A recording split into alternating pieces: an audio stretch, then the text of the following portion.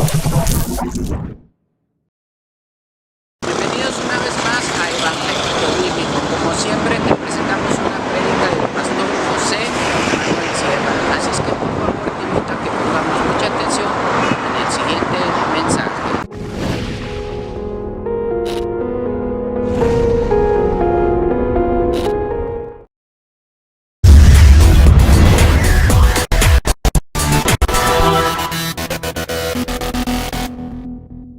Bueno, tengo una información fresca y es que ya el mundo del Islam, no voy a hablar de eso, pero ya el mundo árabe ya ha dado oficialmente la orden de evangelizar oficialmente Europa. Ya no es algo que sabemos o que hemos oído o que nos imaginamos. La primera avanzadilla vendrá el mes que viene procedente de Marruecos. Vendrán 500 mujeres entrenadas en el conocimiento del Corán y con el objetivo de alcanzar al mayor número de infieles para que se conviertan al Islam. Estas 500 mujeres son subvencionadas por Marruecos y cada mes están viniendo oleadas de cientos y de cientos de hombres y de mujeres y de jóvenes procedentes de los Emiratos Árabes, procedentes de Marruecos, procedentes de Arabia Saudita, procedentes de Qatar y de otros países, con la finalidad de alcanzar Europa para el Islam. Así que lo bueno de todo esto es lo malo que se va a poner todo. ¿Cómo nos gustaría a nosotros poder mandar 500 misioneros a otras partes del mundo a que conozcan al Señor, verdad? Bueno, pues ellos ya lo tienen muy claro, no les va a faltar de nada, tienen sus gastos cubiertos, sus pisos, su comida, sus traslados, etc. Y ya han comenzado a distribuirse centenares, miles de ejemplares del Corán en todos los idiomas del mundo. En estos últimos viajes que he hecho a Israel ya me han regalado 3. Uno en un restaurante, otro en una cafetería y otro en la puerta de Damasco, en plena calle. Están publicando millones y millones de libros del Corán en árabe, en francés, en japonés, en chino, en español, en todos los idiomas, para evangelizar al mayor número posible de infieles. Y confiando de que se conviertan, y claro, la conversión no es levantar la mano y repita conmigo una oración en alta voz. La conversión es renegar públicamente de Cristo. La conversión en un hombre consiste en ser circuncidado. No sé si conseguirán muchos adeptos, pero la idea es que en los próximos años, en la próxima década, Europa sea musulmana. ¿Qué les parece? ¿Cómo se te queda el cuerpo? Esto es lo que hay, hermanos. Llevo peleando, en el buen sentido de la palabra, con este capítulo de la Biblia ya durante varios días. Desde mi punto de vista, el capítulo que vamos a leer esta tarde, para mí es la conversación más profunda que jamás un hombre se ha atrevido a tener con Dios. Se encuentra en el capítulo 33 del libro del Éxodo. Moisés, el varón de Dios, se atreve a pedirle cosas a Dios que jamás nadie se atrevió a pedirle a Dios. Quitando al Señor Jesucristo, que fue el que más comunión y más cerca del Padre vivió, ¿verdad? Moisés, en este capítulo 33 del libro de Éxodo, dice cosas que te dejan con la boca abierta. Y vamos a ver algunas cosas muy interesantes acerca de este capítulo, pero quiero leerlo entero, todo el capítulo 33 de Éxodo. Lo tienen ustedes en la pantalla para que sigan la lectura. Y presten atención. El Señor le dijo a Moisés: anda, sube de aquí tú y el pueblo que sacaste de la tierra de Egipto a la tierra de la cual juré a Abraham, a Isaac y a Jacob, diciendo: a tu descendencia la daré. Yo enviaré delante de ti el ángel y echaré fuera al campamento, fuera al sumen. Vayan sumando las naciones que van a echar: al cananeo, al amorreo, al eteo, al fereceo, al heveo y al jebuseo. ¿Cuántas son? Falta una, ¿no? Porque el Señor dijo que echaría 7 naciones delante de ti. Y aquí solamente se mencionan 6. Tomen nota de eso. A la tierra que fluye leche y miel. Pero yo no subiré en medio de ti, porque eres un pueblo de dura cerviz, no sea que te consuman el camino. Oyendo el pueblo esta mala noticia, vistieron luto y ninguno se puso sus atavíos, sus anillos, sus collares de oro, sus pendientes, etc. Porque el Señor le había dicho a Moisés: dile a los hijos de Israel, vosotros sois un pueblo de dura cerviz. En un momento subiré en medio de ti y te consumiré. Quítate pues ahora tus atavíos para que yo sepa lo que he de hacer. Entonces los hijos de Israel se despojaron de sus atavíos desde el monte Horeb. Y Moisés tomó el tabernáculo y lo levantó lejos, fuera del campamento, y lo llamó el tabernáculo de reunión. Y cualquiera que buscaba a Dios salía al tabernáculo de reunión que estaba fuera del campamento. Y sucedía que cuando Moisés salía al tabernáculo, todo el pueblo se levantaba y cada cual estaba en pie a la puerta de su tienda y miraban en pos de Moisés hasta que él entraba en el tabernáculo. Cuando Moisés entraba en el tabernáculo, la columna de nube descendía y se ponía a la puerta del tabernáculo y el Señor hablaba con Moisés. Y viendo todo el pueblo la columna de nube que estaba a la puerta del tabernáculo, se levantaba cada uno a la puerta de su tienda y adoraba. Y hablaba el Señor a Moisés cara a cara, como habla cualquiera a su compañero. Y él volvía al campamento, pero el joven Josué, hijo de Nun, su servidor, nunca se apartaba del medio del tabernáculo. Y dijo Moisés al Señor: mira, tú me dices a mí, saca este pueblo, y tú no me has declarado a quién enviarás conmigo. Sin embargo, tú dices: yo te he conocido por tu nombre, y has hallado también gracia en mis ojos. Ahora pues, si he hallado gracia en tus ojos, te ruego que me muestres ahora tu camino, para que te conozca y halle gracia en tus ojos, y mira que esta gente es pueblo tuyo. Y él le dijo: mi presencia irá contigo y te dará descanso. Verso 15. Moisés respondió: si tu presencia no ha de ir conmigo, no nos saques de aquí. ¿Y en qué se conocerá aquí que he hallado gracia en tus ojos, yo y tu pueblo, sino en que tú andes con nosotros y que yo y tu pueblo seamos apartados de todos los pueblos que están sobre la faz de la tierra? Y el Señor le dijo a Moisés: también haré esto que has dicho, por cuanto has hallado gracia en mis ojos y te he conocido por tu nombre. Entonces dijo: te ruego que me muestres tu gloria. Y él le respondió: yo haré pasar todo mi bien delante de tu rostro, y proclamaré el nombre de Dios delante de ti. Tendré misericordia del que tendré misericordia, y seré clemente para con el que seré clemente. Dijo más: no podrás ver mi rostro junto a mí, pero porque no me verá hombre y vivirá. Y dijo aún el Señor: he aquí un lugar junto a mí, y tú estarás sobre la peña. Y cuando pase mi gloria, yo te pondré en una hendidura en la peña, y te cubriré con mi mano hasta que haya pasado.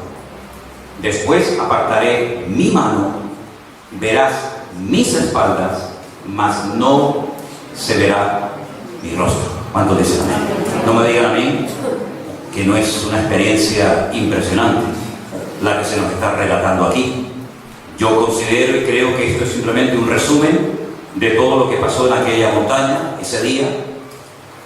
Para poder entender este pasaje, tenemos que partir de la base de que esta es una conversación muy profunda y que lo que hemos leído es mucho más de lo que a priori nos proporciona el texto.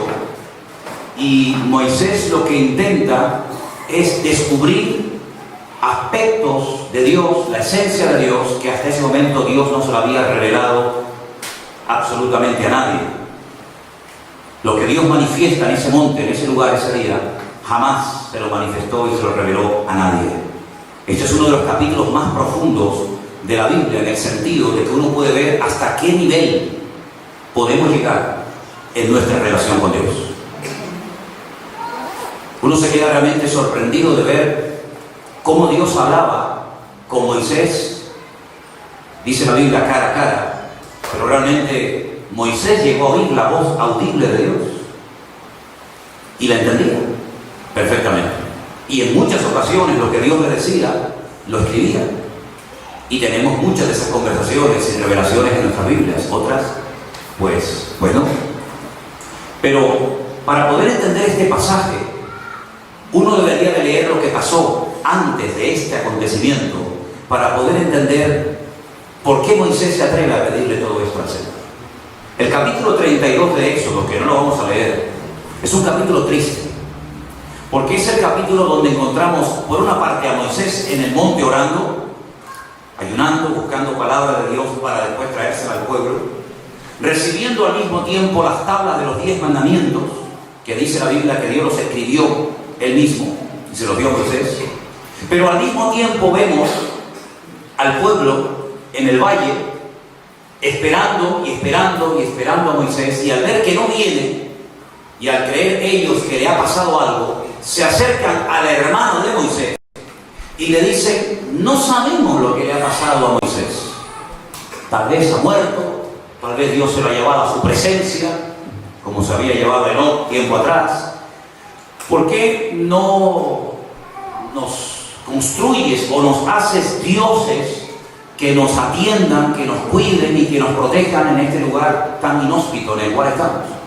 Y dice la Biblia que no se le ocurre otra cosa al hermano de Moisés, Aarón, que pedirle a toda la gente de Israel que se quiten sus pendientes, sus zarcillos y cadenas y pulseras de oro. Y dice que la gente fue generosa cuando Aarón le pide esta ofrenda voluntaria. Y Aarón dice: yo cogí todo eso, lo eché al fuego y mira lo que salió. Salió un ídolo en forma de animal, en forma de becerro, de oro. Pero en otra parte del capítulo 32 dice que fue Aarón el que le dio la forma de becerro a este ídolo. Pero él, cuando le da una explicación a su hermano Moisés, le dice: yo cogí el oro, lo tiré al fuego y salió, no sé cómo, este becerro de oro del fuego. Fue un capítulo terrible, porque aparece un verbo en español que es jugar, que en hebreo es el tener relaciones sexuales. Es el mismo verbo que aparece cuando dice la Biblia que alguien vio por una ventana cómo Isaac estaba jugando. Otras versiones estaba acariciando a su esposa Rebeca, y es el verbo hebreo que se utiliza para hablar de relaciones íntimas en el matrimonio. Y dice la Biblia que no solamente construyeron un becerro de oro, sino que alrededor de ese becerro de oro se produjo una orgía enorme de miles y de miles de personas. Algo realmente bochornoso, algo terrible. Un gran pecado, dice la Biblia, es la expresión que utiliza el texto. Un gran pecado ha cometido tu pueblo. Y le dice en el capítulo 32, versículo 7, el Señor a Moisés: anda y desciende. Y quiero que comparen ese anda y desciende con el 33, versículo 1, donde le dice: anda y sube. Por un lado le dice desciende, es decir, el pecado siempre produce que el hombre descienda de su nivel espiritual. Ya sé que Moisés estaba en lo alto de la montaña y que lo lógico es que le diga que descienda. Ya lo sé. Pero los términos, las palabras en hebreo en la Biblia tienen mucho más profundidad que simplemente lo que podemos leer superficialmente. Anda, muévete y baja. Pero esa palabra conlleva el hecho de que tu pueblo ha descendido, tu pueblo se ha corrompido, tu pueblo se ha echado a perder en muy poco tiempo. Y cuando la restauración se produce, el Señor le dice a Moisés: bueno, ahora anda y sube. Y lo lleva en dirección a la tierra que fluye leche y miel. Ahora, yo he estado muchas veces en Israel, ya he perdido la cuenta. Y yo nunca he visto ninguna montaña, ningún valle, ninguna calle, ninguna plaza, ninguna ciudad. Nunca he visto cómo corren los ríos de leche o de miel. Pero la Biblia continuamente hace referencia a que Israel es la tierra que fluye leche y miel. Pero evidentemente es un hebraísmo, es simplemente una forma de decir que Israel es una tierra de higueras y de palmeras. Es simplemente eso. Pero en vez de utilizar esa expresión, utiliza leche y miel, simplemente eso. Y efectivamente Israel es un país que está lleno de palmeras y de higueras por todas partes, la leche del higo y la miel de la palmera, que por cierto aquí también sabemos de lo que se trata. Ahora, me llama mucho la atención que el Señor le comunica a Moisés que debido al gran pecado que han cometido, Él ya no va a ir personalmente con ellos, sino que va a mandar a un ángel. En español existe algo que parece que es muy importante y es el tema de las mayúsculas y de las minúsculas. Y si tú le preguntas a muchos cristianos, bueno, ¿y este ángel que iba a acompañar al pueblo de Israel, quién es? El 90% que van a decir Jesucristo, aunque después no puedan tal vez demostrarlo, pero ya lo dicen. Entonces yo lo que quiero es que cada afirmación que hagamos, sea de este capítulo o de cualquier otro capítulo, tengamos la suficiente base bíblica y argumentos de la Escritura para poder demostrar que lo que acabamos de decir es así o tal vez no es así. Los autores o los que imprimieron la Biblia resolvieron el problema, entre comillas, poniendo ángel cuando creen que es Jesucristo en mayúscula, y cuando creen que es un ángel de menor categoría o un ángel cualquiera, lo ponen con minúscula y problema solucionado. Pero hay mucho más que lo que leemos a priori, porque la promesa de que el Señor les iba a mandar a un ángel no nace aquí a raíz del pecado con el becerro de oro. Da la impresión de que en el día que pecaron con el becerro de oro, Dios toma la determinación de no ir más con ellos y de mandarles a un ángel para que les acompañe y los guarde y los proteja en el camino. Pero no es así. Si vamos un poquito atrás en el mismo libro del Éxodo, concretamente al capítulo 23, por favor, capítulo 23, del versículo 20 en adelante, y esto es mucho antes del pecado con el becerro de oro, dice el Señor en ese lugar: he aquí yo envío mi ángel. Quiero decirles que en hebreo, en ese versículo, mi ángel no aparece. Aparece la palabra ángel, no es mi ángel, no es malají, sino es malaj. Pero aquí pusieron mi ángel. Enviaré mi ángel delante de ti para que te guarde en el camino y te introduzca en el lugar que yo te he preparado. Guárdate de él, oye su voz, no le seas rebelde, porque él no perdonará vuestra rebelión, porque mi nombre está en él.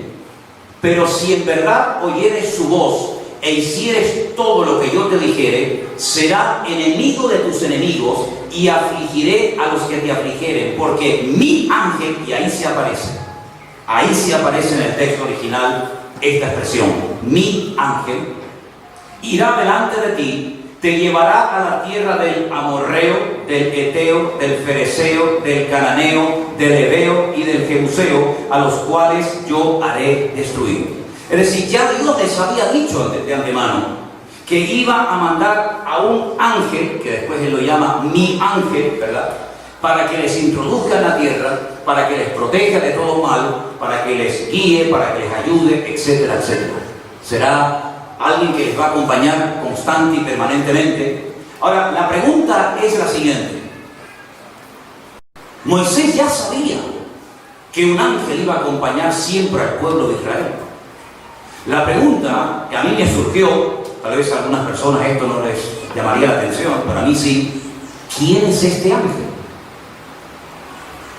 ¿Da la Biblia alguna respuesta? ¿Da la Biblia alguna información acerca de quién era o de quién no era este ángel?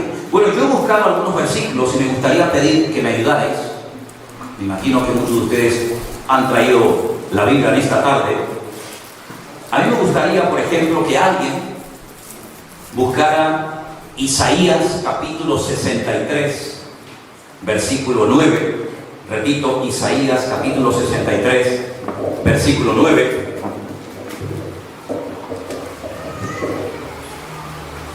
Y después me gustaría que alguien buscara Daniel capítulo 12, versículo 1.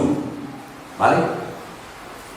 ¿Alguien ha encontrado Isaías 63, 9? Me lo puede leer, pero tiene que leerlo bien fuerte porque estamos grabando y queremos que lo que usted lea salga bien fuerte en la grabación. ¿El 9 hasta dónde? Solo el 9. 63, 9 de Isaías. En toda angustia de ellos, él fue también angustiado, y el ángel de su presencia los salvó. En su amor y en su clemencia los redimió, los levantó y los trajo todos los días de la antigüedad. Mas ellos fueron rebeldes y contristaron su Santo Espíritu, por lo cual se les volvió enemigo, y él mismo peleó contra ellos. Amén. Las características que se están dando acerca de ese ángel, el ángel de mi rostro, como dice una versión, o el ángel de mi faz, son muy interesantes. Porque no es un ángel de menor categoría. Ustedes saben que cuando uno estudia el tema de la angelología, es decir, el tema de los ángeles, tanto los caídos como los no caídos, digamos los buenos y los malos, es muy interesante todo lo que nos dice la Biblia. La creación angelical fue preadámica, es decir, antes de que Dios creara al hombre y a la mujer, antes de que pusiera en orden el mundo, en Génesis capítulo 1, ya Dios había creado los ángeles. La Biblia nos enseña que el mundo angelical hay toda una jerarquía que Pablo la describe perfectamente en una de las cartas que le escribe a la iglesia de Éfeso, capítulo 6, cuando dice que hay ángeles, principados, príncipes, potestades, gobernadores de las tinieblas de este siglo, huestes espirituales de maldad. Ahí te está describiendo una serie de ángeles, distintas posiciones, distintos niveles, ángeles territoriales, ángeles que son príncipes, ángeles que hacen función de gobernadores, etcétera, etcétera, ¿verdad? Pero encontramos también, por ejemplo, en la Biblia los querubines, encontramos los serafines, ¿verdad? Encontramos ángeles tremendamente poderosos. Vamos a leer ahora un versículo también, como por ejemplo Gabriel, un ángel que aparece para traer mensajes importantes a ciertas y determinadas personas, como fue por ejemplo el caso de Daniel, como fue por ejemplo el caso de María, la madre de Jesús. Encontramos a Miguel, el príncipe guerrero, un ángel tremendamente poderoso que se menciona, lo vamos a leer ahora en Daniel capítulo 12. Por lo tanto, cuando hablamos de que Dios iba a mandar a un ángel, yo quiero identificar a este ángel, quiero saber de quién se trata. Entonces, ese versículo que nuestra hermana acaba de leer esta tarde, en Isaías 63, 9, nos habla acerca de un ángel que tiene unas características muy especiales, muy interesantes y que lo diferencian de cualquier otro ángel que en un momento determinado se pueda parecer a una persona. Por supuesto, en la Biblia sobra el decir que los ángeles están desde el primer libro de la Biblia hasta el último. Desde el primer libro de la Biblia hasta el último no solamente encontramos a Satanás, que en un principio fue el sello de la perfección, acabado en hermosura y lleno de sabiduría, y era el encargado de estar allí en la presencia del Señor, llevando toda la alabanza y toda la adoración en su trono, ¿verdad? Sino que después encontramos la expresión de que Dios tuvo que poner ángeles a la puerta del jardín del Edén para que el hombre y la mujer no volvieran y comieran del otro árbol del cual no habían comido y fueran eternamente pecadores sin posibilidad de redención, ¿verdad? El árbol de la vida. Ellos comieron del árbol del conocimiento del bien y del mal, conocieron el bien y el mal por desobediencia, ¿verdad? No por la forma como Dios tenía establecido que lo conocieran, pero corrían el riesgo de poder comer del árbol de la vida eterna, que produce vida eterna en las personas que lo coman, ¿verdad? Y Dios tuvo que poner ángeles. Luego ahí aparecen una serie de personajes que no nos relata en el capítulo 1 de Génesis cuándo fueron creados, pero ya estaban creados y ya uno de ellos había caído de la presencia del Señor y se convierte en alguien que es capaz de meterse dentro de animales y hablar a través de animales para no tal vez asustar o para no llamar demasiado la atención a Eva, y es capaz de seducirla y de engañarla y de manipular la palabra y de tergiversarla de tal manera que es capaz a un ser perfecto como era Eva en ese momento de llevarlo a lo más bajo y a desconectarse de su creador, y luego incitarla para que ella vaya y también tiente a su marido y lo haga caer en pecado. Y uno ve que detrás de todo esto hay una realidad espiritual que no podemos obviar y que no podemos ocultar. Ahora, hay más información acerca de este posible ángel que iba a acompañar al pueblo de Israel en el libro de Daniel, el capítulo 12, por favor, versículo 1. No sé quién lo tiene bien fuerte, tienes que leerlo, hermano. En aquel tiempo se levantará Miguel, el gran príncipe que está de parte de los hijos de tu pueblo, y será tiempo de angustia, cual nunca fue desde que hubo gente hasta entonces. Pero en aquel tiempo será libertado tu pueblo todo lo que se hallen escritos en el libro. En ese capítulo 12 del profeta Daniel encontramos que hay una asignación divina. Hay un ángel que la Biblia lo llama el gran príncipe que está de parte de los hijos de tu pueblo, y da el nombre, identifica el nombre de ese gran príncipe que está de parte de los hijos de tu pueblo, y es Miguel, el arcángel Miguel, que luego en el Nuevo Testamento, en una carta muy pequeña pero muy profunda, que la escribió Judas, no el Iscariote, sino el otro discípulo de Cristo, que tenía ese mismo nombre, lo menciona haciendo referencia a algo que cuando intentas encontrarlo en las páginas del Antiguo Testamento no lo vas a encontrar, pero que él tenía esa información, y ahora diremos cómo obtuvo esa información. Dice que hay un momento en la historia en la que este príncipe Miguel pelea nada más y nada menos que contra el mismísimo Satanás por el cuerpo de Moisés. ¿Qué te parece? Esa lucha entre Miguel y Satanás por a ver quién se hace con la propiedad de aquel cuerpo, de aquel grandísimo hombre de Dios, como lo dice uno de los salmos, Salmo 90, oración de Moisés, varón de Dios, ¿verdad? Pues esa lucha angelical no la encontramos en las páginas del Antiguo Testamento. Encontramos que Dios le revela que él va a morir, que no va a entrar en la tierra prometida, que Dios le permite milagrosamente desde lo que sería Jordania, al otro lado del valle del Jordán, ver toda la tierra prometida, lo cual les aseguro que es un milagro, porque no se puede observar desde allí toda la tierra prometida, pero la Biblia dice que él vio toda la tierra prometida desde el norte hasta el sur, una visión profética, una revelación de Dios, sin lugar a dudas. Y dice que Dios mismo se encargó de enterrar a Moisés y que nadie sabe dónde Dios lo colocó. Pero sin embargo, la Biblia nos dice, por la información del famoso libro apócrifo de Enoc, que Satanás contendía contra el gran príncipe que está de parte de los hijos de Israel, Miguel, por el cuerpo de Moisés. Luego, es muy bueno cuando estudiamos cualquier tema, sea este u otro, ver qué información nos van dando los distintos personajes de la Escritura para que tengamos toda la información y no nos quedemos cortos a la hora de interpretar un pasaje. Así es que el hecho de que un ángel fuera a seguir o a guiar o a proteger al pueblo de Israel no era ninguna novedad, no era un castigo. No era ningún castigo, era simplemente la realidad de un hecho constatado que ya Dios le había revelado a Moisés antes del pecado del becerro de oro. Pecado que fue perdonado y pecado por el cual fueron restaurados. Y después el Señor dice, bueno, pues yo volveré a ir con vosotros, no tengáis ningún temor, no tengáis ningún miedo.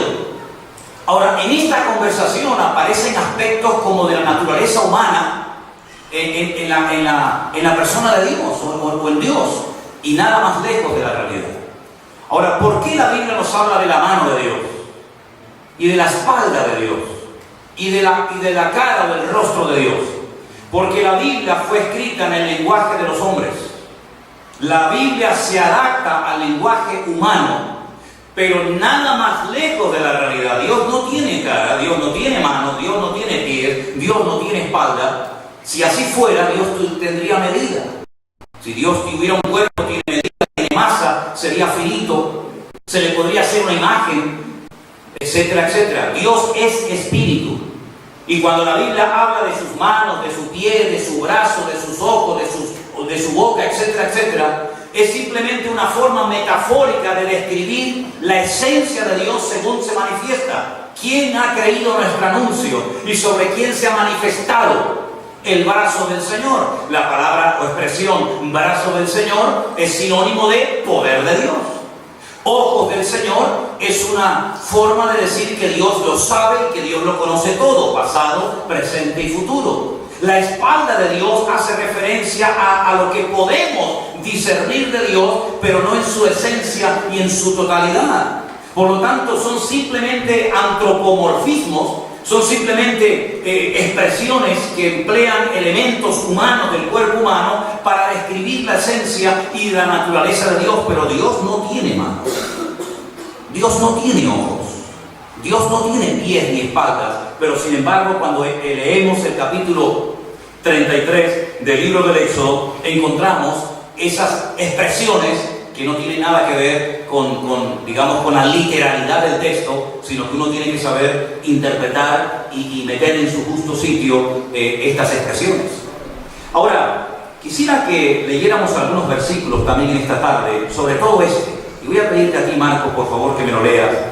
Porque si no tuviéramos nosotros el Nuevo Testamento, leyendo solamente el Antiguo Testamento, no podríamos tener acceso a esa información impresionante, esa revelación tremenda que ustedes están a punto de escuchar en esta tarde. Se encuentra en 1 Corintios capítulo 10, versículo 4. Presten atención a este texto, porque esto es algo impresionante, hermanos. ¿Qué dice? 1 Corintios 10, 4. Y todos bebieron la misma bebida espiritual, porque bebían de la roca espiritual que los seguía, y la roca era Cristo. ¿Cuántas veces encontramos al pueblo de Israel desesperados, sedientos, incluso a punto de cometer un asesinato matando a pedradas a Moisés? Porque no tienen agua. Y en el desierto hay dos cosas que se aprecian, y te puedo asegurar que cuando estás en el desierto 45 o 50 grados a la sombra, hay dos cosas que anhelas con toda tu alma y con todo tu corazón: el agua y la sombra. Por eso puedes encontrar expresiones como: bienaventurado el varón que no anduvo en consejo de malos, ¿verdad? Que no estuvo en silla de escarnecedores, etcétera, etcétera. Dice: será como árbol plantado junto a corrientes de agua. Y hemos estado allí en esa corriente de agua donde crecen allí los árboles y no crecen en otra parte. O bajo la sombra del deseado me senté, ¿verdad? Porque en el desierto la sombra y el agua es algo, hermanos, que se aprecia como la vida misma.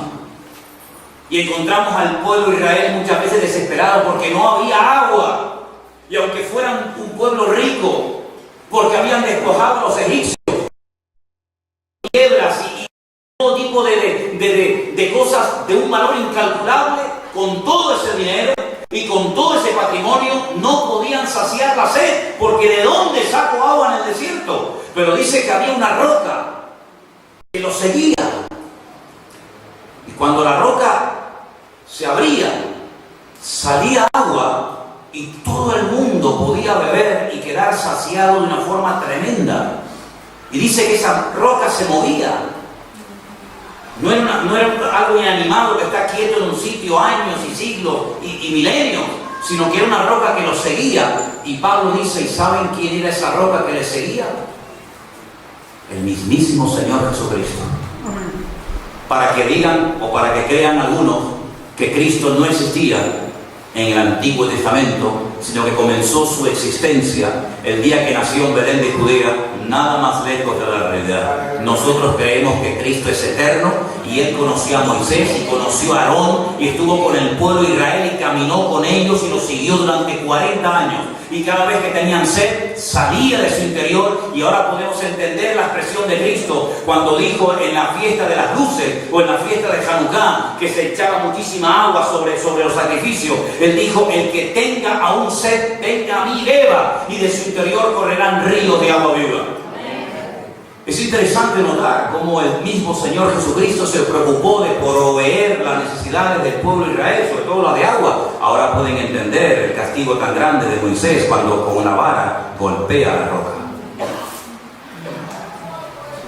Está golpeando al mismo Cristo. Y él iba a ser golpeado, pero no por ti, Moisés, sino por el látigo romano. como consecuencia del pecado de la humanidad, pero tú te has adelantado en el tiempo y has herido y has dado un mal testimonio a la roca que es Cristo, y por eso tú no vas a entrar en la tierra prometida. Ahora Moisés en esta montaña se atreve a pedirle a Dios, primero, versículo 13, te ruego que me muestres ahora tu camino y que conozca, para que te conozca y halle gracia ante tus ojos. Y el Señor le dice más adelante que iba a pasar todo su bien lo iba a pasar por delante de él. ¿A qué se refiere cuando dice que el Señor iba a pasar por delante de él todo su bien? Tenemos que remontarnos a Génesis capítulo 1, donde cada vez que Dios creaba algo, menos cuando creó a Adán y a Eva, siempre añadía la expresión, y vio Dios que era bueno. Nunca Dios se arrepintió de que algo le saliera mal, sino que cada cosa que decretaba, cada cosa que hablaba con su voz, se materializaba, se hacía realidad y añadía, y vio Dios que era bueno.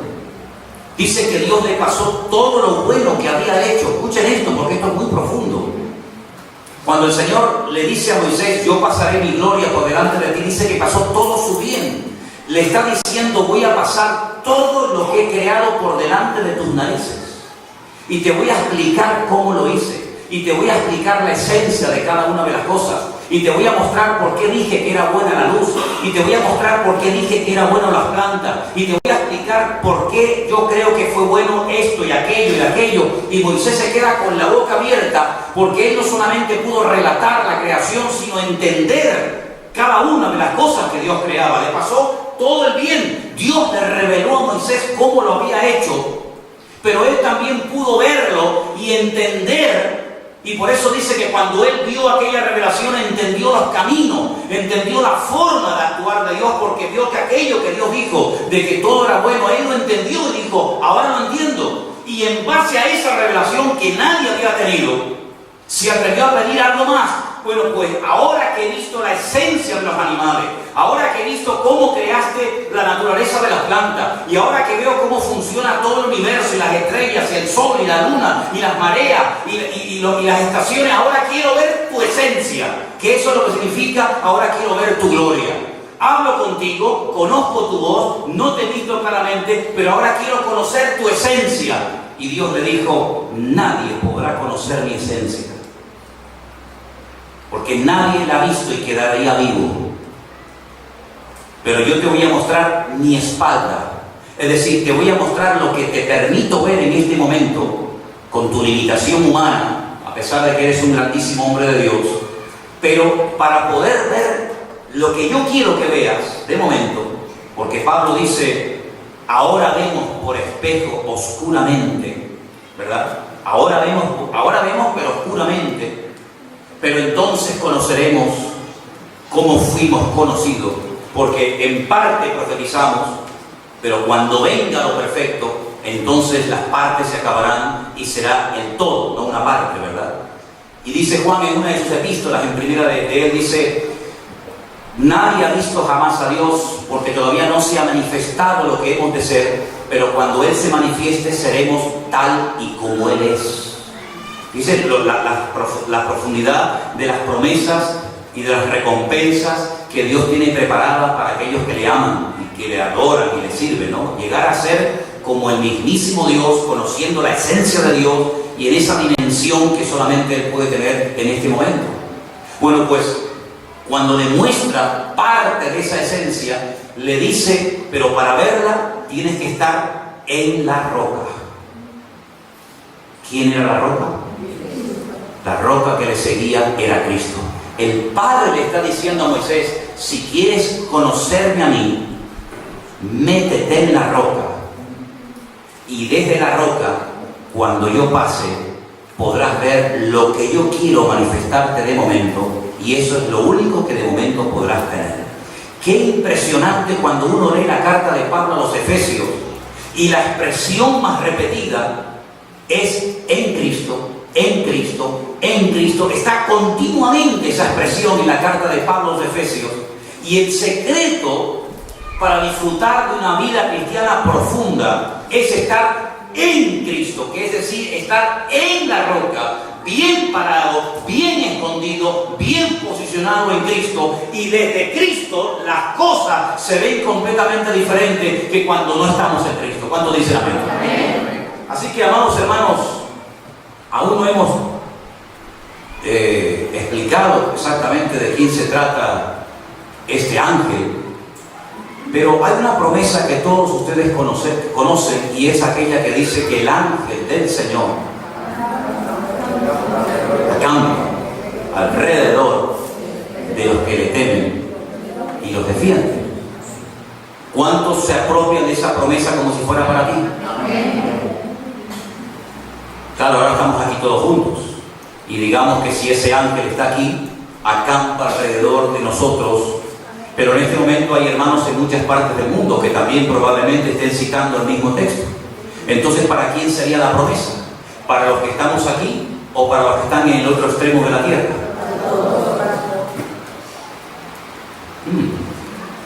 Y si en 20 lugares al mismo tiempo estamos citando el mismo texto, ¿estará ese ángel en los 20 lugares al mismo tiempo? Luego, no es un ángel normal y corriente. No es un ángel normal y corriente, porque ningún ángel puede estar en dos partes al mismo tiempo. Solamente hay alguien, según la Biblia, que puede estar en todas partes al mismo tiempo. Y dígame su nombre, por favor. Ese es. Nosotros tenemos la gran bendición de tener toda la revelación por escrito.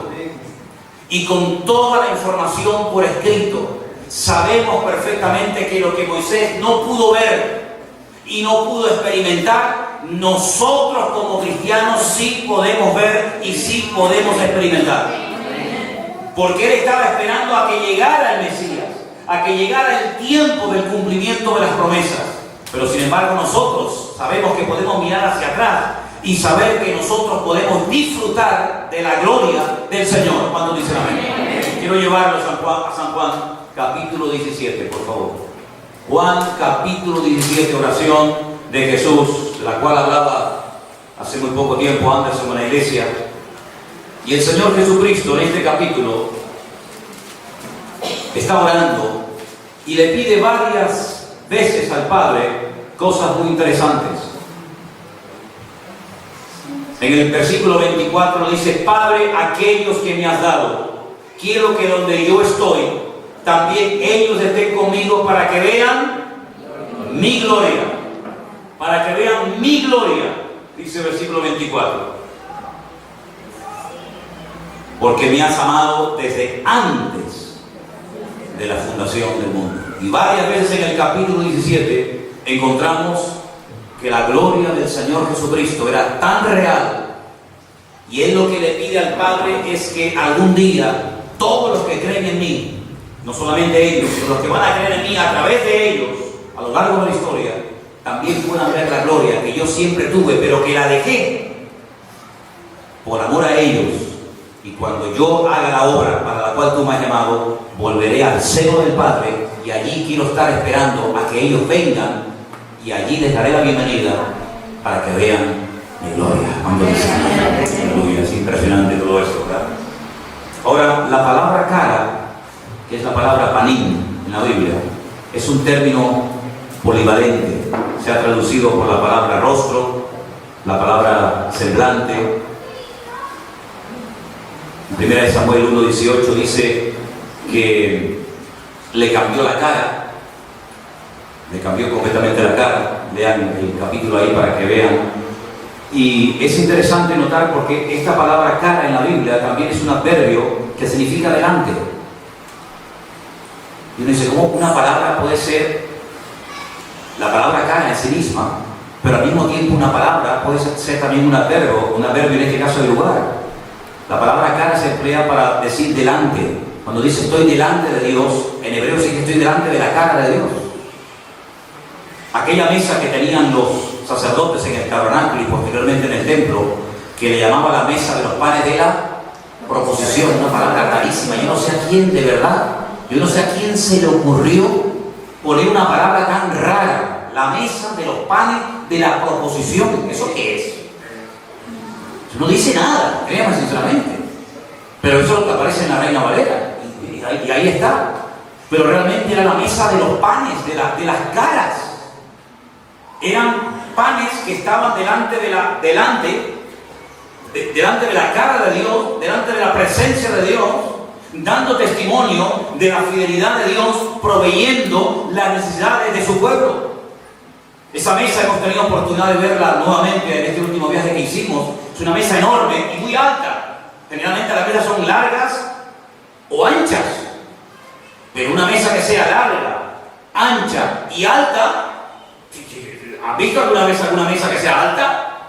Pues esta mesa es muy larga, es ancha y es muy alta, porque tiene que sostener 12 bandejas con unos panes así inmensos, representando la provisión de Dios a las 12 tribus de Israel.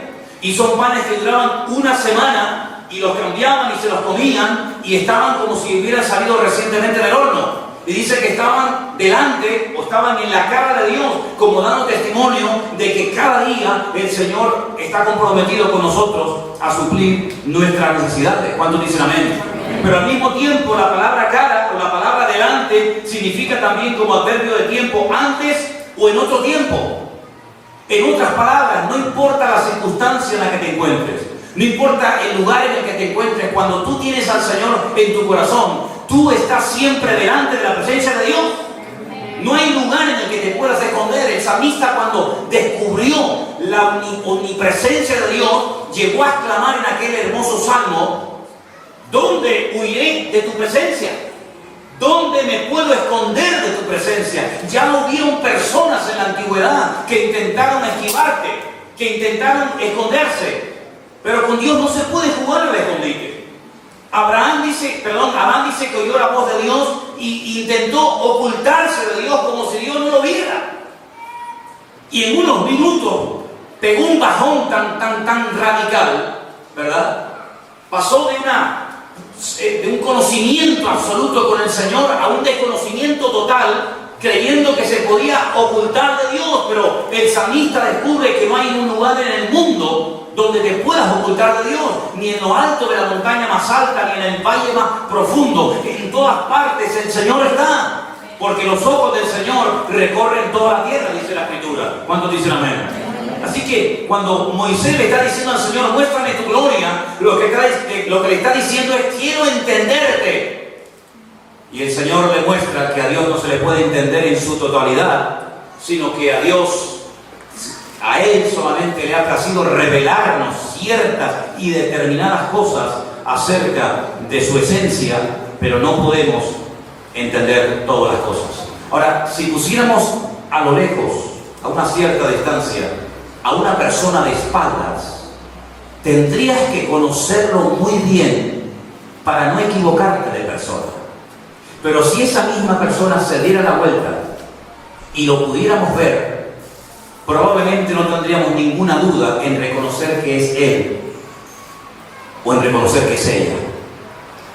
Nuestra relación con Dios, y no me malinterpreten, nuestra relación con Dios en este momento no es, digamos, cara a cara, sino que nuestra relación con Dios está velada.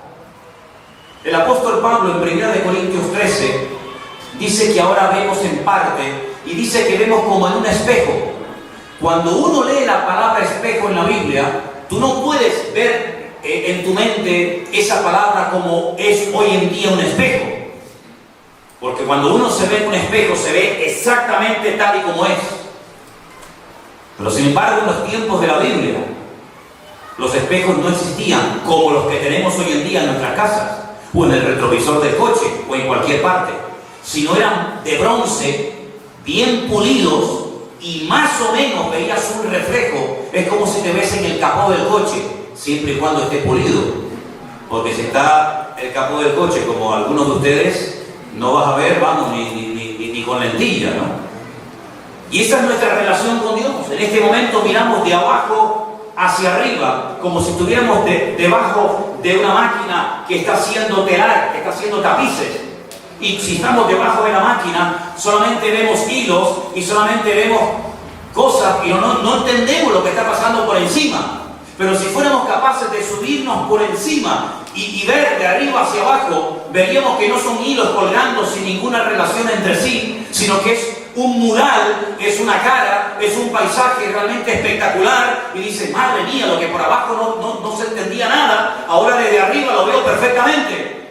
Y eso es lo que Dios quiere con todos y cada uno de nosotros, que seamos capaces de remontarnos, de ver por encima de lo que el mundo nos quiere presentar, de ver más allá de lo que la naturaleza humana, de los medios de comunicación, etcétera, nos quieren presentar, sino que podamos tener un discernimiento, un olfato, una visión espiritual, como aquella que tuvo aquel hombre que le dijo al Señor, Señor, abre los ojos para que pueda ver, porque no veía nada.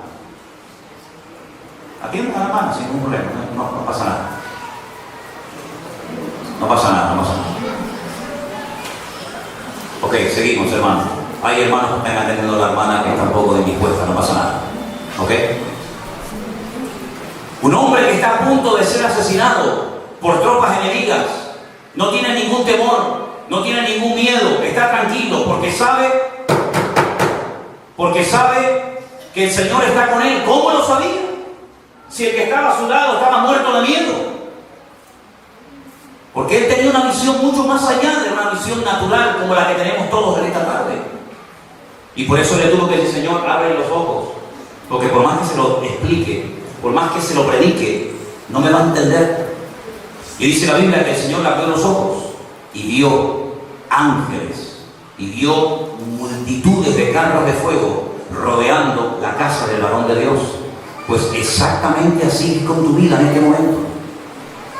Aunque no podamos verlo, cuando tú vas por la calle, los demonios te observan, los demonios saben dónde vives, los demonios saben cuándo entras, cuándo sales, pero son incapaces de meterte mano.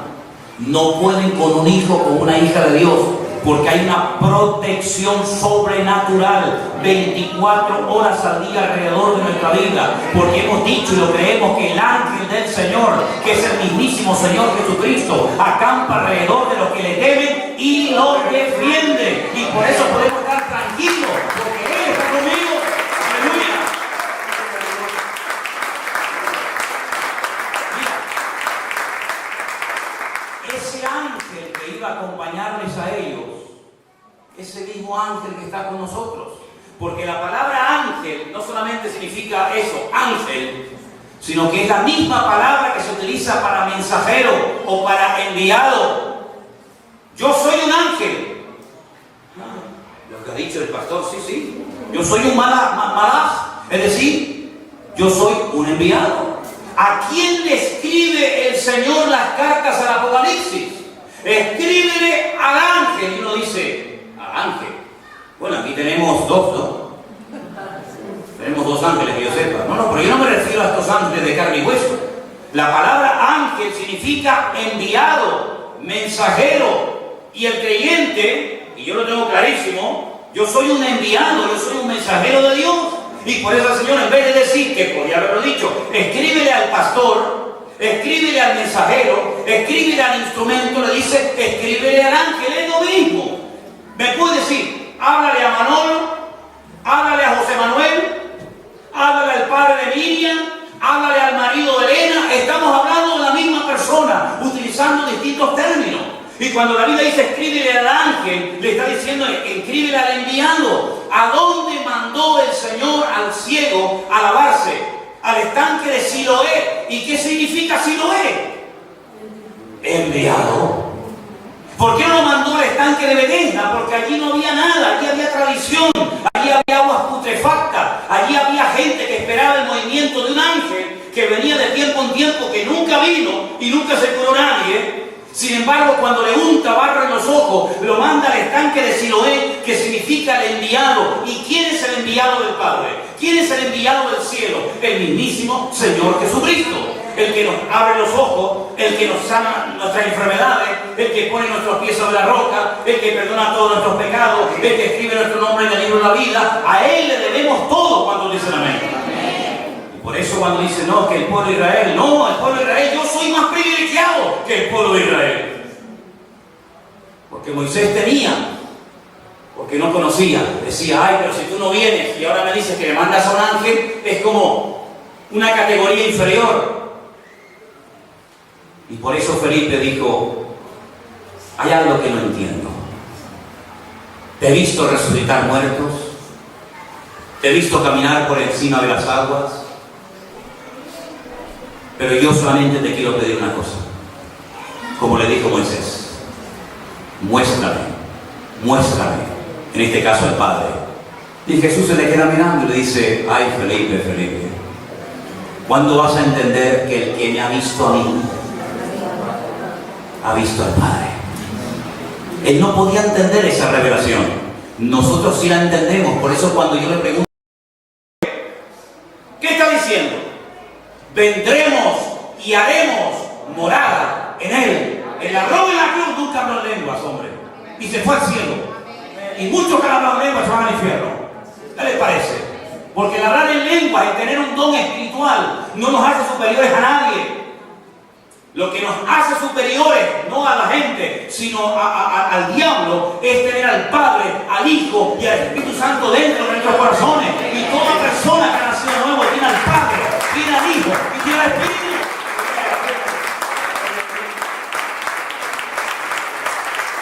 Así que el milagro del Padre es Cristo, y ese Cristo, ese Señor está conmigo todos los días hasta el fin del mundo. Métete en la roca. ¿Quieres ver mi gloria? ¿Quieres ver la gloria de Dios? Métete en la roca. Es que no tengo tiempo. Ah, bueno, pues tú te lo pierdes. Tú te lo pierdes. Solamente hay un lugar donde podrás ver mi gloria, y es metiéndote en la roca. Me voy al Nuevo Testamento. Solamente hay un lugar donde el Espíritu Santo caerá en el día de Pentecostés. ¿Dónde está ese sitio? Capernaum, Samaria, Judea, Belén. No, el aposento alto, Jerusalén. Vayan y esperen la promesa del Padre. Bueno, ¿y qué más da si yo espero en Capernaum o si yo espero en mi casa? No, porque las condiciones no las pone el que se convierte, las condiciones las pone el que te cambia, y ese Señor está con nosotros y Él es el que dice. ¿Quieres ver la gloria? Métete en la roca, métete en Cristo, métete en mi Hijo, y ahí vas a ver la gloria, porque la misma gloria es estar en Cristo. Y por eso en el día de Pentecostés, los que no estaban dispuestos a esperar se perdieron la bendición, y de 500 que le vieron el día de la ascensión, pasamos al día de Pentecostés que hay 120. Es decir, 380 se perdieron por el camino. ¿Por qué? No, porque a mí no me gusta verlo como predica. No, porque a Juan le huelen mucho los pies. No, porque aquí hay demasiado jaleo, hay demasiados niños. Y siempre los problemas están en las iglesias, en los pastores, en los gobiernos, menos en uno. Y yo lo único que sé es que en el día de Pentecostés, los que no estaban en el sitio indicado no recibieron la bendición de Dios. Y hay muchos que están buscando el lugar idóneo, el lugar que se adapte a tu capricho, el lugar que se adapte a tu gusto. Y no existe ese lugar, querido. No existe un lugar donde todos tus deseos y caprichos se cumplan, porque estamos en el planeta Tierra, y hasta la Tierra está bajo la maldición de Dios. Y por eso vemos cardos y espinos, y por eso vemos dos hormiguitas peleándose y matándose la una contra la otra, y por eso vemos pecado, y por eso vemos desobediencia por todos lados. El único lugar donde creo que no protestaremos, no lo sé, porque ya hasta tengo mis dudas, será cuando lleguemos a la presencia de Dios. Pero mientras estemos aquí habrá defectos, habrá dificultades, habrá lucha, habrá envidia. ¿Por qué le da más carne a ella que a mí? Ah, porque ella es judía y yo soy griega, ¿no? ¿Por qué estás hablando? ¿Qué dices? ¿Verdad? Mientras estemos en esta tierra habrá sus más y sus menos. Pero si quieres ver mi gloria, tienes que ir al aposento alto. Ay, es que no es muy lujoso, no es muy bonito, no está muy bien perfumado, hay demasiada gente, hay poca gente, gritan mucho, no gritan mucho, son muy espirituales, son poco espirituales, hablan en lengua, no hablan en lengua. Mira, pon todos los defectos que tú quieras, pero aquí el único lugar donde Dios va a derramar su gloria es en el aposento alto, en el día de Pentecostés. Punto, se acabó. Es como si Dios te dijera, mira, va a venir un diluvio tremendo y nos tenemos que meter todos dentro de un barco. Claro, no va a ser el Queen Elizabeth, ¿sabes? No va a ser un crucero de lujo. Va a ser un barco que no vas a tener una cama cómoda. No vas a comer todos los días tal vez bien calentito. Huele.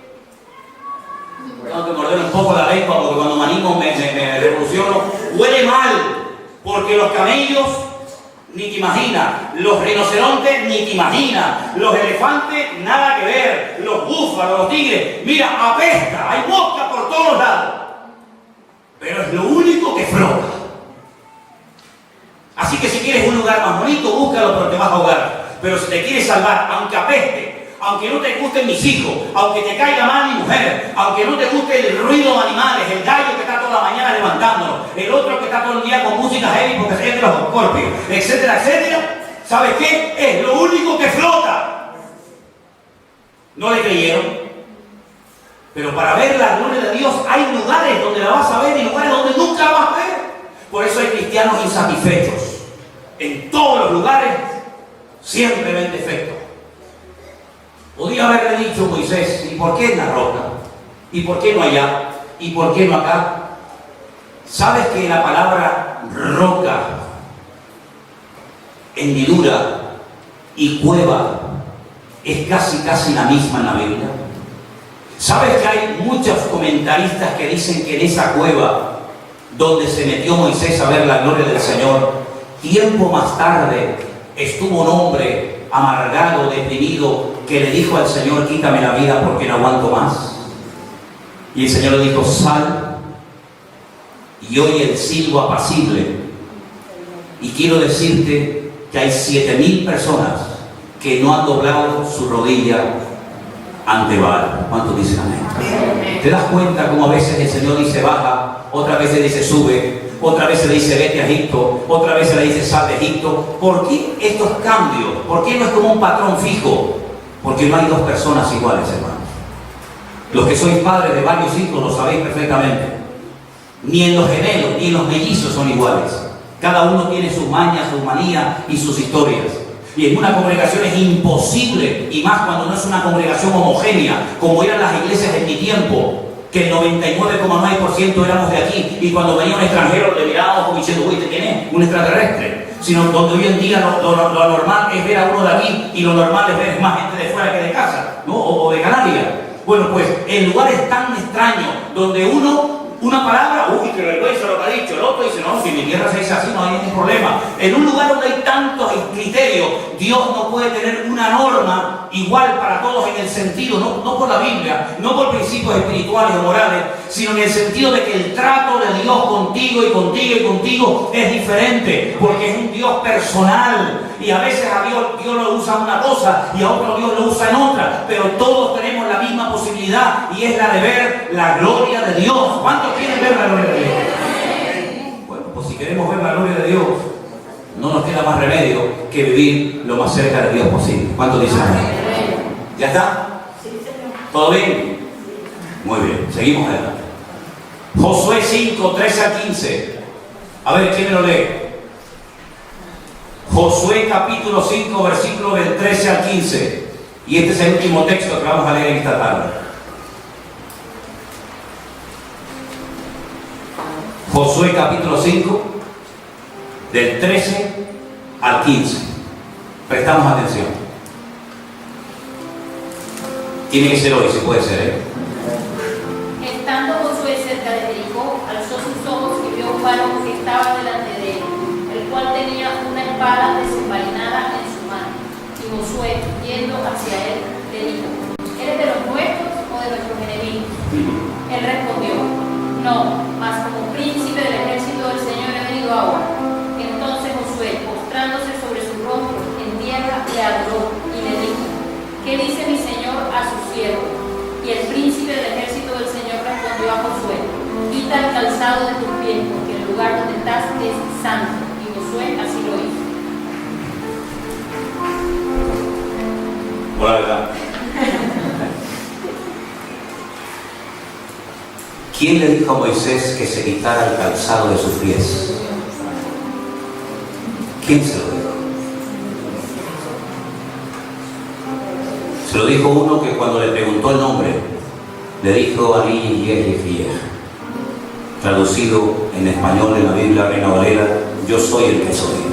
Quítate el calzado de tus pies, porque el lugar que pisas es santo.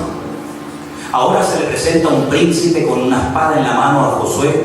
Josué lo ve y le dice, ¿estás con nosotros o contra nosotros? Cuando el príncipe se identifica y Josué ya se relaja y pierde el temor, le dice exactamente lo mismo que le dijo a Moisés, quita el calzado de tus pies, porque el lugar que pisas es santo. ¿Por qué? ¿Qué tiene que ver el calzado con la santidad? ¿Es que uno con zapatos es menos santo que descalzo? Si fuera por eso, yo sería el niño más santo de la tierra, porque toda la vida en mi casa siempre estuve descalzo. Hasta me he partido dedo por chocar contra los muebles, por andar tanto rato descalzo. ¿Por qué incluso el sumo sacerdote tenía que ir descalzo cuando iba a ministrar a la presencia de Dios? Un efod, una lámina de oro, piedras preciosas, un vestido espectacular, diamantes, perlas, esmeraldas, zafiro, carbunclo, jaspe, berilo, ónice, y descalzo. ¿Pero qué le pasó? ¿De qué se hacían las sandalias en aquellos tiempos, hermano? No eran de plástico, eran de cuero. ¿De dónde se extrae el cuero? De los animales. ¿Qué pedía el Señor en los sacrificios? Animales. ¿Y por qué pedía sacrificios de animales? Porque habéis pecado. Y cada vez que presentes un animal, recordarás que te comportaste como un animal y que ese animal ocupa tu lugar. Pero cuando nos acercamos a la presencia del Señor, nosotros nos acercamos a la presencia del Señor confiadamente, porque la sangre de Jesucristo nos ha borrado y limpiado todos nuestros pecados. Y si estamos en Cristo, somos nuevas criaturas y las cosas viejas pasaron. Por lo tanto, no tengo que tener el más mínimo recuerdo de pecado en mí cuando me acerco a la cara, a la presencia de mi Señor, porque Él ha limpiado todos y cada uno de mis pecados. Y por eso, si hay algo de pecado en tu cuerpo, en tu vestidura, como por ejemplo el calzado, mejor quítamelo, porque para andar en mi presencia lo mejor es andar en santidad. Y por eso decía, quítate el calzado de tus pies. Pero quiero terminar diciendo esto. La conversación que tuvo con Moisés fue cara a cara, se la jugó a por todas. ¿Por qué le nació esta lucha a Moisés? Porque el pueblo había pecado. Y Moisés sabía que si algo podía perjudicar el avance del pueblo de Israel hacia Canaán, era el pecado. Pero una vez solventado el tema del pecado, una vez restaurado el pueblo de Israel, una vez restaurada la presencia, Moisés le dice, bueno, ahora que ya está todo listo, ahora vamos a hablar tú y yo cara a cara. Ahora yo quiero ver tu gloria. Ahora yo quiero conocerte más íntima y profundamente. Y yo quiero que en esta tarde nosotros nos atrevamos a decirle al Señor, quiero conocerte mejor de lo que hasta el día de hoy te conocí. Algunos pueden decir, Dios me sanó. Amén. Dios me sanó. ¿Pasado? Gloria a Dios. Dios me sanó. Tengo aquí la medalla. Dios me sanó. Dios me liberó de la droga. Amén. Dios me liberó del alcohol. Dios perdonó mis pecados. Amén. Son cosas que ya han ocurrido. Son hechos concretos y puntuales en el tiempo. Pero ¿y hoy? Hoy podemos decirle al Señor, quiero conocerte más profundamente. ¿Alguien tiene ese anhelo? ¿Alguien tiene el deseo de decir, llevo un montón de tiempo en la iglesia, he estado en varias congregaciones, en varios pastores, he estado un tiempo aquí, un tiempo allá, he conocido a Marco, he conocido a Manolo, he conocido a fulano, he conocido a Mengano, he estado en una denominación, he estado en otra, he estado en una iglesia de una línea, he estado en una congregación de otra línea, tal vez, doctrinal o lo que sea, pero yo lo que quiero es conocerte más a ti, Señor. Y para conocerle a Él hay que estar bien posicionado y parado en Cristo Jesús, Señor. Cierra tus ojos, por favor, ahí donde estás. Dile al Señor, Señor, en esta tarde, como tu siervo Moisés se atrevió a pedirte, yo te pido, Señor,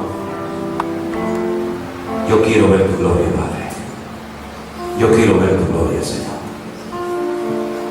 Y mientras tenemos nuestros ojos cerrados en esta tarde, nuestro rostro inclinado, después de escuchar esta palabra, permíteme decirte que había un joven que cuando fue llamado por el rey, temblaba muerto de miedo, porque pensaba que la llamada del rey era muerte, era el fin de su existencia.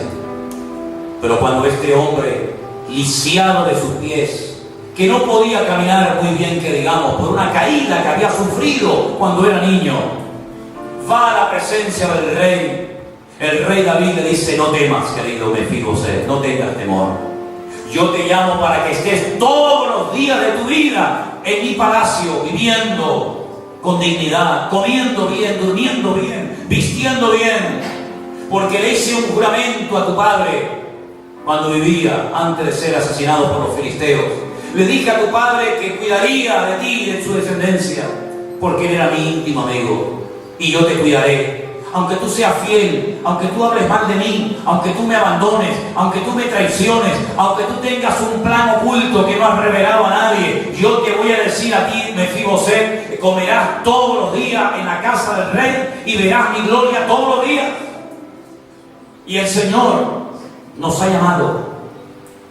El Señor nos ha llamado a nosotros a tener comunión con Él. Yo quiero que no tengas ningún temor de venir a la presencia del Señor en esta tarde.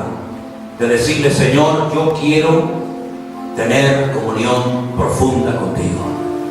Muéstrame tu gloria, muéstranos tu gloria en la familia, muéstranos tu gloria en la vida de nuestros hijos, en nuestro matrimonio, en nuestro ministerio, en nuestros estudios. Muéstrame tu gloria, Señor. Como dijo Moisés: de aquí no me muevo si tú no vienes a mi lado. Y lo consiguió, hermanos, porque peleó por la bendición. Peleó por la bendición. Y hay bendiciones que vienen sin buscarlas y sin pedirlas, pero hay otras muchas que vienen por pelearlas y por buscarlas de corazón. Por eso en esta tarde te pedimos, Señor, en el nombre de Jesús, ayúdanos a renovar cada día más y más nuestra comunión, nuestra relación contigo, para que podamos andar en tu gloria y podamos cada día conocerte mejor. Gracias por tu palabra, gracias por este día que hemos podido tener en comunión los unos con los otros. Te ruego que tú nos ayudes a amarte y obedecerte. En el nombre bendito y precioso de Jesús. Amén y amén. Gloria a Dios. Hermanos, que el Señor les bendiga.